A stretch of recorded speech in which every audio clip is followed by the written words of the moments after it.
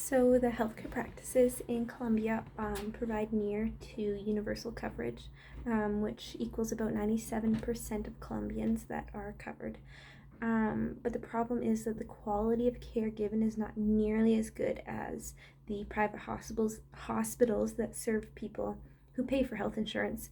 And so they have public hospitals and private hospitals, and those that pay for health insurance get to go to have great service at the private hospitals. Meanwhile, other people are suffering and through the public hospital system.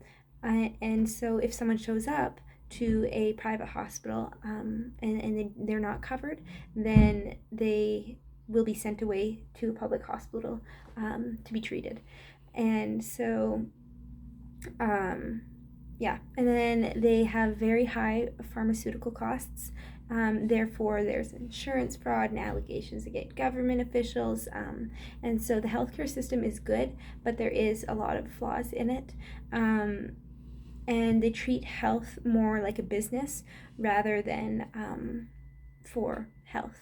And so it's a social service and a right to Colombians, but they're suffering from absurd organized behavior. And they promote billing rather than improved health incomes, and runs as a profit rather than for health. And so private insurance companies are thriving. Meanwhile, these people that are wanting to get treated and can't afford private insurance aren't getting the treatment that they deserve. And so I just have a short clip here that I want to show you guys. Yeah, I'll flip this around here. 1 minute. At 5 a.m., hundreds of Colombians wait in line for their turn to request medical services. You arrive at 2:30 or 3 a.m. to wait in line. It is uncertain because you don't know if the institution is giving appointments that day for the medical service you need. This is an everyday activity for senior citizen Juan Rojas. I have prostate cancer and I'm in treatment. I need an exam and I've been requesting it since October and I haven't been able to get it. This is a disaster. It's worse each time. Citizens are not the only ones to complain of Colombia's health services. Bogota's ombudsman's office claims that it can take up to 3 hours for an ambulance to respond to an emergency at city hospitals, such as this one called El Tunal. But in January, International Living magazine published its 2017 Global Retirement Index, ranking affordability in 24 countries for those wanting to retire overseas. This year's ranking also included a category measuring the best healthcare services, and Colombia's health system is the third best in the world.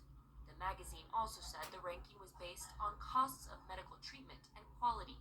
The article mentions the World Health Organization, which ranked Colombia's healthcare system 22 out of the 191 countries they reviewed, higher than Canada and the United States. But healthcare experts say Colombia's health system has problems with inequity. While quality healthcare may be available, it can only be afforded by the few who can pay at the top-of-the-line private hospitals. In government-run hospitals, a patient can wait for an appointment with a specialist for up to 3 months. This is because there is a higher demand than there are available services. Colombia proudly totes its nearly universal healthcare. According to the Ministry of Health, almost 98% of the population has insurance. More than half of Colombians are covered by government-subsidized insurance. But for these men and women waiting in line, free healthcare is beneficial if they could just get an appointment. Unfortunately, this is the healthcare we have here.